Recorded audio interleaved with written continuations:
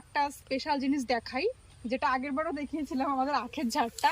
এসো এখন কত আখ হয়েছে।